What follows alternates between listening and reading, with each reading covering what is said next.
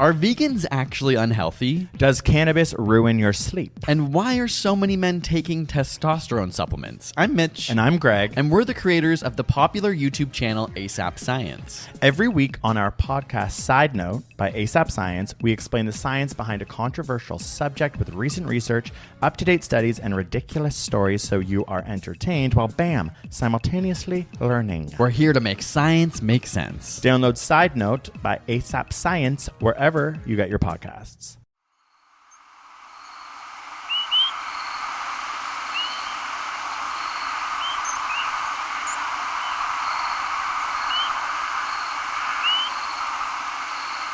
The night of May 23rd, 2022 was an exciting one for me. I was at my house in northern Colorado winding down for the day. My phone buzzed. I pulled up the alert. It showed that a large movement of migratory birds was coming my way, and they might just fly right over my house. I stepped outside on that cool, calm, and cloudy night and turned my ears to the sky. I could already hear them flying overhead. Dozens of Swainson's thrushes. I rushed inside and turned on my audio recorder. Before the sun came up the following morning, my microphone captured nearly 1,200 nocturnal flight calls, nearly twice as many as I counted on any other night that spring, and I was ready for it.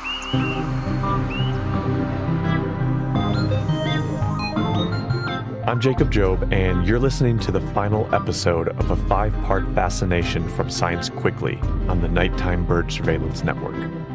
Migratory birds are in peril. For many, that peril comes from one very dangerous, if not so obvious pollutant: artificial light at night. This light disorients migratory birds, pulling them off course and putting them in harm's way. It is thought that artificial light contributes to the deaths of millions of birds each year.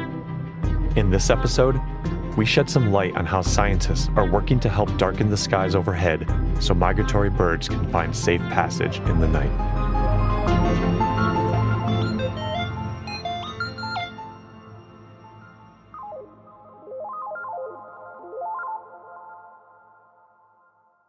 When that massive movement of migratory Swainson's thrushes flew over my house, I was prepared to record it because I had some advanced warning.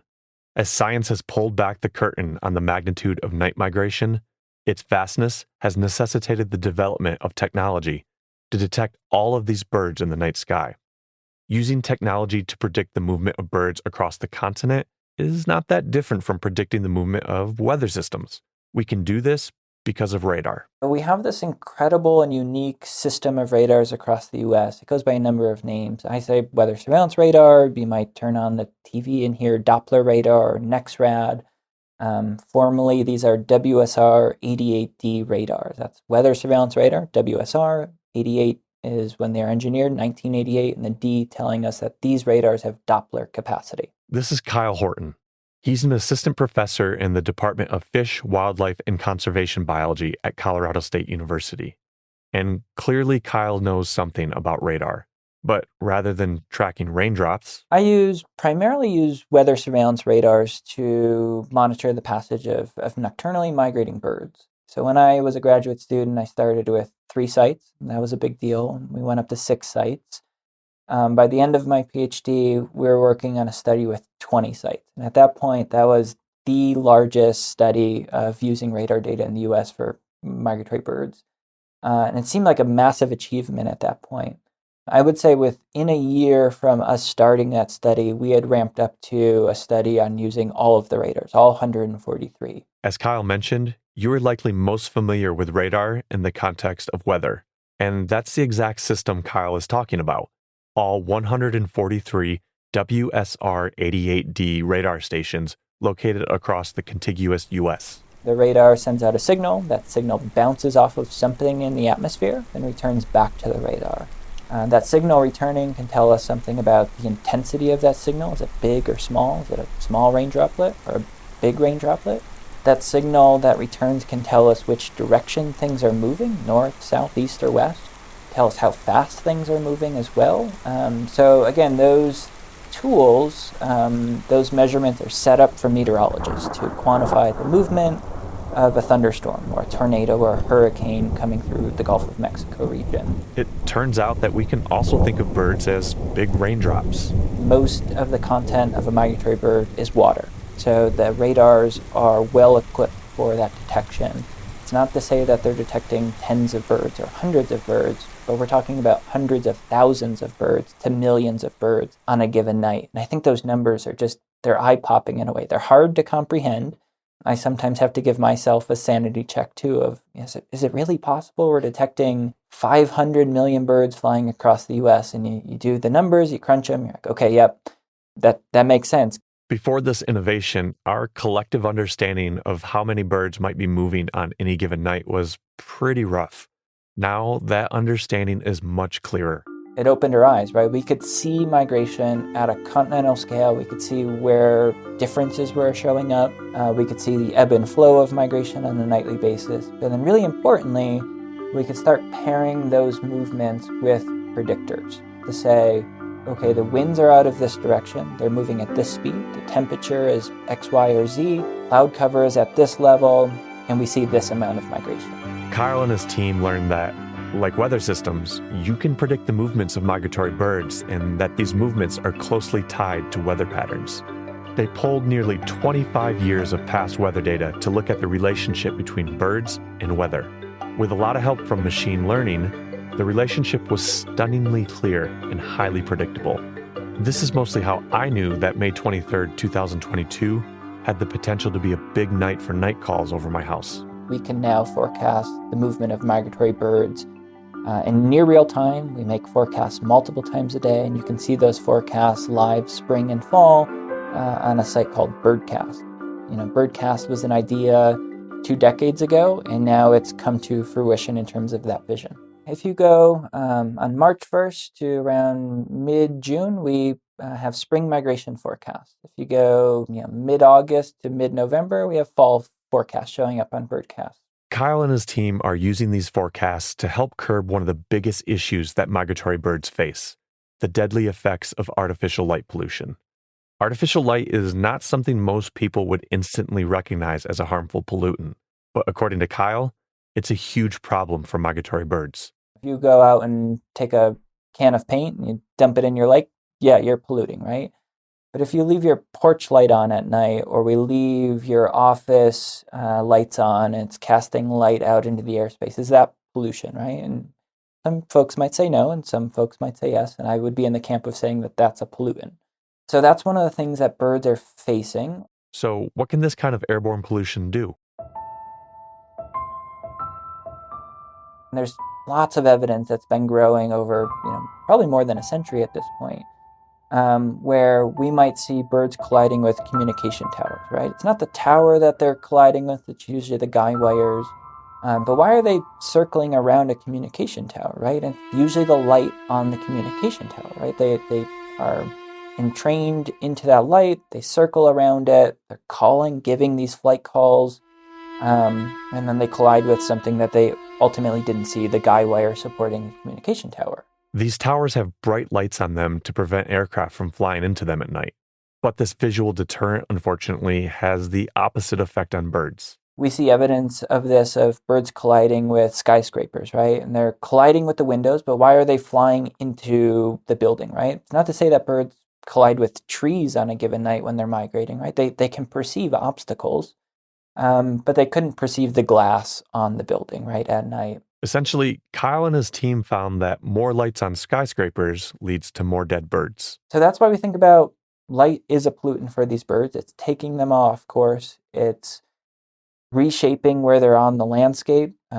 We can see more birds in urban centers than we would otherwise expect, and light keeps coming up as a common attractant. The problem with artificial light is especially visible at the Tribute and Light Memorial. We see this in New York City, one of the most photo-polluted cities in the lower 48 states of the United States. When we go there on September 11th, when the towers of light are set up to remember the lives lost during the terrorist attacks, there's no missing them. They cast miles up into the airspace. You can see them from upwards of 60 miles away on the horizon. Birds flock to those lights in mass. we see thousands of birds, warblers circling the towers of light. In that case, there's not ultimately a structure associated with those lights, but the birds are very clearly attracted to those lights. The lights go on, the birds show up. The lights go off, the birds dissipate.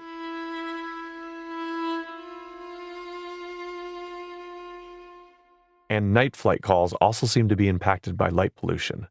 Scientists aren't entirely positive why birds produce night flight calls, but when they make these calls reveal some clues. Birds emit night flight calls more frequently during poor weather conditions, such as fog and rain. They also call more when disturbed or flying in particularly dense flocks, and, it turns out, when they encounter light pollution.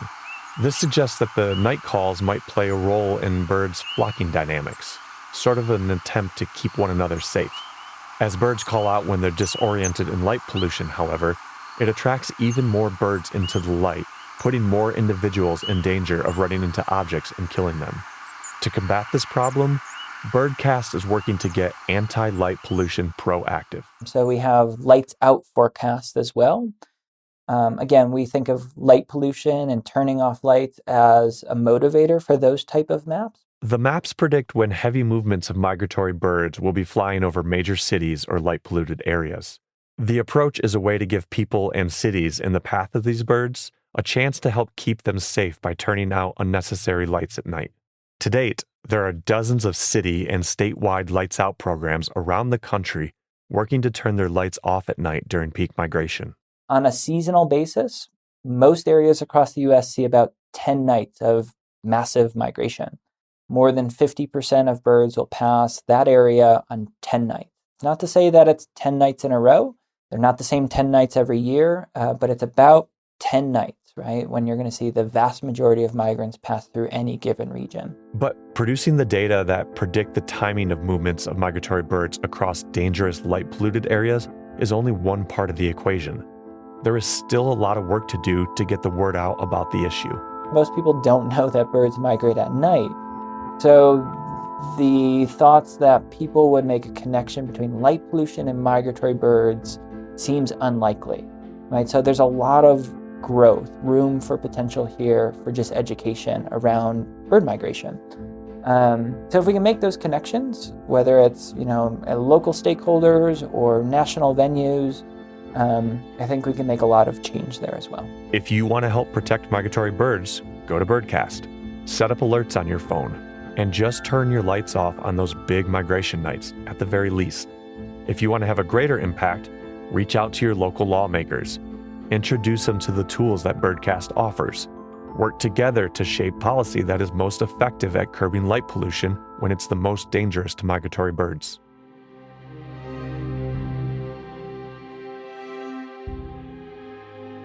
We are living in a golden age of migratory science.